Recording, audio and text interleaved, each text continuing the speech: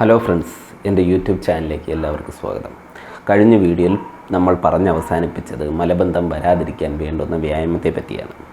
മലബന്ധം എന്നാൽ എന്ത്, കാരണങ്ങൾ എന്തൊക്കെ, ലക്ഷണങ്ങൾ എന്തൊക്കെ, ചികിത്സ അല്ലെങ്കിൽ ഒറ്റമൂലികൾ എന്തൊക്കെ എന്ന് കഴിഞ്ഞ വീഡിയോയിൽ പറഞ്ഞു കഴിഞ്ഞു. ഇനിയുള്ളത് വ്യായാമത്തെ പറ്റിയാണ്. 4 ലഘുവായിട്ടുള്ള യോഗാസനങ്ങളാണ് ഞാൻ നിങ്ങൾക്ക് മുന്നിൽ പരിചയപ്പെടുത്താൻ പോകുന്നത്. ഏതൊക്കെയെന്നാൽ വജ്രാസനം, വജ്രമുദ്രാസനം, ഏകപാദ പവനമുക്താസനം. ഇനി നമുക്ക് വ്യായാമത്തിലോട്ട് കിടക്കാം. നിവർന്നിരിക്കുക. ദീർഘമായൊരു ശ്വാസം ഉള്ളിലേക്കെടുത്ത് പുറത്തേക്ക് വിടുന്നതിനോടൊപ്പം താടി നെഞ്ചിലേക്ക്. ശ്വാസം ഉള്ളിലേക്കെടുത്തുകൊണ്ട് കഴുത്ത് നേരെ, ശ്വാസം പുറത്തേക്ക് വിട്ടുകൊണ്ട് ഒരു ചുവലിനെ സ്പർശിച്ചുകൊണ്ട് വീണ്ടും ശ്വാസം എടുത്ത് കഴുത്ത് നേരെയാക്കി ശ്വാസം പുറത്ത് വിട്ടുകൊണ്ട് മറുചുവലിനെ സ്പർശിക്കുക. വീണ്ടും ശ്വാസം എടുത്തുകൊണ്ട് കഴുത്തിനെ നേരെ പൂർവ്വസ്ഥിതിയിലേക്ക്.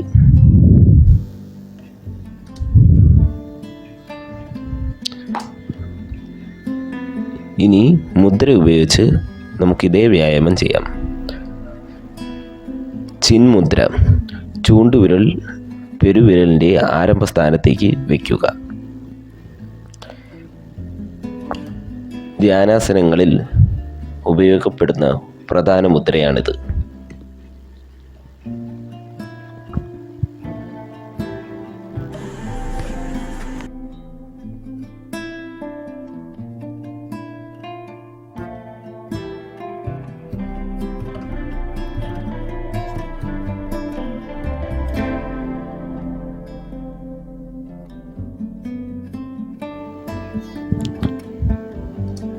ചുമലിനായുള്ള വ്യായാമങ്ങളാണ് അടുത്തത്. നിവർന്നിരിക്കുക. കൈപ്പത്തികൾ അതാത് വശത്ത് തോൾഭാഗത്ത് വയ്ക്കുക. ശ്വാസം ഉള്ളിലേക്കെടുത്തും വിട്ടുകൊണ്ട് കൈകൾ സാവധാനം വൃത്താകൃതിയിൽ മുൻഭാഗത്തു കൂടി താഴേക്ക് ചലിപ്പിക്കുക.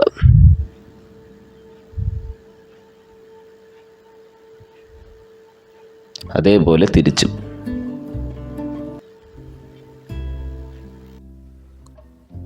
അരക്കെട്ടിനുള്ള വ്യായാമം. നട്ടെല്ല് നിവർന്നിരിക്കുക.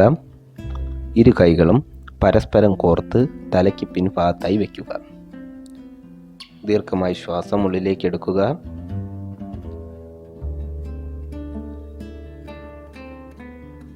ശ്വാസം പുറത്തു വിടുന്നതിനൊപ്പം സാവധാനം വലതുവശത്തേക്ക് വളയ്ക്കുക. വലത് കൈമുട്ട് നിലത്ത് തൊടുവിക്കാൻ ശ്രമിക്കുക. ശ്വാസം ഉള്ളിലേക്ക് എടുത്തുകൊണ്ട് സാവധാനം പൂർവ്വസ്ഥിതിയിലേക്ക് വരിക. അതേപോലെ തിരിച്ചു. വീണ്ടും പൂർവ്വസ്ഥിതിയിലേക്ക്. കാലുകൾക്കുള്ള വ്യായാമങ്ങൾ. കാൽമുട്ടുകൾക്ക്. കൈകൾ തുടയിൽ ചേർത്ത് പിടിച്ചുകൊണ്ട് കാൽമുട്ടുകൾ മടക്കി നെഞ്ചിനോട് അടുപ്പിക്കുക. തിരിച്ചു. കാൽക്കുഴകൾക്ക്. ഇരു കാലുകളും ചേർത്ത് വെച്ചുകൊണ്ട് കാൽപാദങ്ങൾ മുന്നിലേക്കും പിന്നിലേക്കും ചലിപ്പിക്കുക.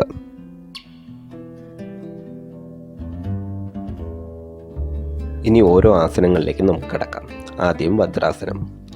കുട്ടികളുടെ മനസ്സും ശാന്തവും ഏകാഗ്രവുമാവുമ്പോൾ അവർ തറയിൽ ഇരു കാലുകളും പുറകോട്ട് മടക്കി വെച്ച് പൃഷ്ഠഭാഗം തറയിൽ പതിച്ചു വെച്ച് ഇരിക്കാറുണ്ട്. അപ്പോൾ അവരുടെ നട്ടെല്ല് നിവരുകയും ദഹനശക്തി വർദ്ധിക്കുകയും ശ്വാസോച്ഛ്വാസം താളാത്മകമാവുകയും ഏകാഗ്രത വർദ്ധിക്കുകയും ചെയ്യുന്നു. അത് നിരീക്ഷിച്ച് രൂപപ്പെടുത്തിയതാണ് വജ്രാസനം. ഇരു കാലുകളും പൃഷ്ഠത്തിൻ്റെ അടിയിൽ വയ്ക്കുക. കാൽമുട്ടുകൾ ചേർത്ത് വെച്ച് നട്ടെല്ലും തലയും തോളുകളും പൃഷ്ഠവും ഒരേ രേഖയിൽ വരത്തക്കവണ്ണം നിവർന്നിരിക്കുക. കൈപ്പത്തികൾ കാൽമുട്ടുകളിൽ കമിഴ്ത്തി വയ്ക്കുക. ശ്വാസം എടുക്കുന്നതും പുറത്തേക്ക് വിടുന്നതും സാധാരണ രീതിയിൽ തന്നെ.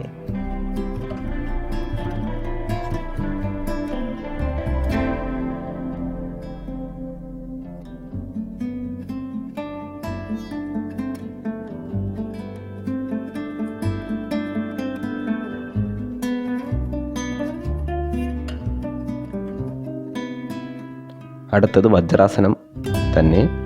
വ്യത്യാസം എന്തെന്നാൽ 2 പാദങ്ങളും അകറ്റി പൃഷ്ഠം തറയിൽ പതിച്ച് ഉറച്ചിരിക്കണം. കാൽമുട്ടുകൾ രണ്ടും ചേർത്ത് വയ്ക്കുക. പ്രയോജനങ്ങൾ. കാലുകളിലെ എല്ലാ പേശികൾക്കും സന്ധികൾക്കും നാഡീവ്യൂഹത്തിനും ക്രമമായ ആയവും ആയാസവും കിട്ടുന്നു. ഉദരാന്തര അവയവങ്ങളായ ചെറുകുടൽ, വൻകുടൽ ക്രമമായ രീതിയിൽ സമ്മർദ്ദ ശ്വാസകോശങ്ങൾ വികസിക്കുന്നത് വഴി കൂടുതൽ ശ്വാസം ഉൾക്കൊള്ളാൻ സാധിക്കുന്നു. അടുത്തത് വജ്രമുദ്ര. ശ്വാസം എടുത്തുകൊണ്ട് വജ്രാസനത്തിലിരിക്കുക. കൈകൾ രണ്ടും കാൽമുട്ടിൽ നിന്നെടുത്ത് പിൻഭാഗത്തേക്ക് കൊണ്ടുവന്ന് കൈവിരലുകൾ തമ്മിൽ കോർത്ത് പിടിക്കുക. ശ്വാസം പുറത്തേക്ക് വിട്ടുകൊണ്ട് കാൽമുട്ടിന് നേരെ തല കുനിച്ച് അടുപ്പിക്കുവാൻ ശ്രമിക്കുക. ഈ ആസനത്തിൽ മുദ്ര സ്ഥാപിച്ചത് കൊണ്ടാണ് വജ്രമുദ്ര എന്ന് പേര് വന്നത്. പ്രയോജനങ്ങൾ: ഉദരഭിത്തിയിൽ ചുരുങ്ങുന്നത് വഴി ഉദരാന്തര അവയവങ്ങൾക്ക് ഒരു പരിധിവരെ ക്രമമായി സമ്മർദ്ദവും ആയാസവും ഉണ്ടാകുന്നു. ഏതു മുദ്ര എന്നാൽ ക്ഷേപണ മുദ്ര, ഷേപ്പാൻ മുദ്ര എന്നും പറയും. വൻകുടലിനെ ശുദ്ധീകരിച്ച് മലബന്ധത്തെ മാറ്റുന്നു. വിയർപ്പ് ഗ്രന്ഥികൾ ഉത്തേജിപ്പിച്ച് ശരീരത്തിൽ നിന്ന് വിയർപ്പ് വഴി അനാവശ്യ വിഷാംശങ്ങളെ പുറത്തേക്ക് തള്ളുന്നു. മൂത്ര സംബന്ധമായ പ്രശ്നങ്ങൾ സുഖപ്പെടുന്നു. മുദ്ര സ്ഥാപിക്കാതെയും വജ്രമുദ്ര നമുക്ക് ചെയ്യാൻ പറ്റും. ഉദരഭാഗത്തിൻ്റെ വലിപ്പ വ്യത്യാസമനുസരിച്ച്, ശരീരവഴക്കമനുസരിച്ച് കഴിയുന്നത് പോലെ ശ്രദ്ധയോടുകൂടി മാത്രം കുനിഞ്ഞതിനു ശേഷം പൂർവ്വസ്ഥിതിയിലേക്ക് തിരിച്ചു വരിക.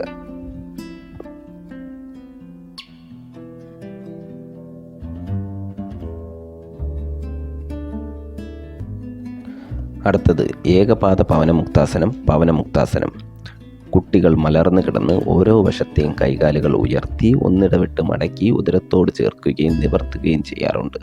ഇത്തരം ചലനങ്ങൾ വഴി അവരുടെ അധോവായു പുറന്തള്ളപ്പെടുകയും വിസർജന പ്രക്രിയകളോട് ബന്ധപ്പെട്ട് ആന്തരിക അവയവങ്ങളും പുറത്തെ പേശികളും ശക്തമാവുകയും ദഹനം ക്രമപ്പെടുകയും ചെയ്യുന്നു. കുട്ടികൾക്ക് നടക്കുവാനുള്ള പരിശീലനം കൂടിയാണിത്. ഇവയെ നിരീക്ഷിച്ച് രൂപപ്പെടുത്തിയതാണ് പവനമുക്താസനം. പവനം എന്ന വാക്കിന് കാറ്റ് എന്നർത്ഥം. മുക്തം എന്നാൽ മോചനം.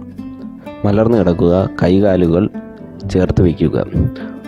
ശ്വാസം എടുത്ത് മുട്ടുമടക്കുക. ഇരു കൈകളും മുട്ടിൽ പിടിച്ച് ശ്വാസം വിട്ടുകൊണ്ട് നെറ്റി കൊണ്ട് മുട്ടിൽ തൊടുന്ന രീതിയിൽ നിർത്തുക. അതേപോലെ ഇരു കാലുകളും ശ്വാസം എടുത്തുകൊണ്ട് മടക്കുക. ഇരു കൈകൾ കാലിൽ കോർത്ത് പിടിച്ച് ശ്വാസം വിട്ടുകൊണ്ട് തലയുടെ നെറ്റിഭാഗവും കാലിൻ്റെ മുട്ടുഭാഗവും തമ്മിൽ ചേർത്ത് വയ്ക്കുക.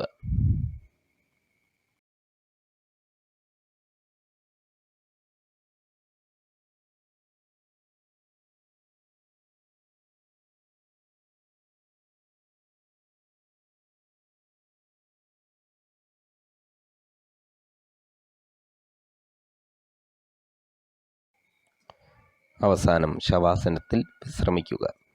മലർന്നു കിടക്കുക. കൈകളും കാലുകളും ശരീരത്തിൽ നിന്ന് അല്പം അകറ്റി വയ്ക്കുക. ശരീരം പൂർണ്ണമായും അയഞ്ഞ് തറയോട് ചേർന്നിരിക്കണം. ചെറിയ എണ്ണത്തിൽ തുടങ്ങി ഓരോ ദിവസം തോറും ഓരോ എണ്ണം കൂട്ടി ചെയ്ത് പോകണം. നിത്യം ചെയ്യുമ്പോഴാണ് പെർഫെക്ഷനിലോട്ട് നമുക്ക് കൊണ്ടെത്തിക്കാൻ പറ്റുന്നത്. അതേപോലെ കഴുത്ത് വേദനയുള്ളവർ, നടുവേദനയുള്ളവർ, കാൽമുട്ട് വേദനയുള്ളവർ കഴിവതും ശ്രദ്ധയോട് ചെയ്ത് പരിശീലിക്കേണ്ടതാണ്. വ്യായാമത്തോടൊപ്പം തന്നെ മലബന്ധം വരാനുള്ള കാരണത്തെപ്പറ്റി കഴിഞ്ഞ വീഡിയോയിൽ ഞാൻ പറഞ്ഞു കഴിഞ്ഞു.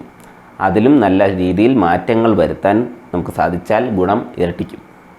മലബന്ധം എന്താണ് എന്നും അതിൻ്റെ വേണ്ടുന്ന ലഘുവായ കുറച്ച് വ്യായാമങ്ങളെയും നിങ്ങൾക്ക് മുന്നിൽ ഞാൻ പറഞ്ഞു കഴിഞ്ഞു. അത് നിങ്ങൾക്ക് നല്ല രീതിയിൽ വ്യക്തമായി എന്ന് ഞാൻ വിശ്വസിക്കുന്നു. അടുത്ത വീഡിയോയിൽ പുതിയ ടോപ്പിക്കുമായി ഞാൻ വരുന്നതായിരിക്കും. Okay, by.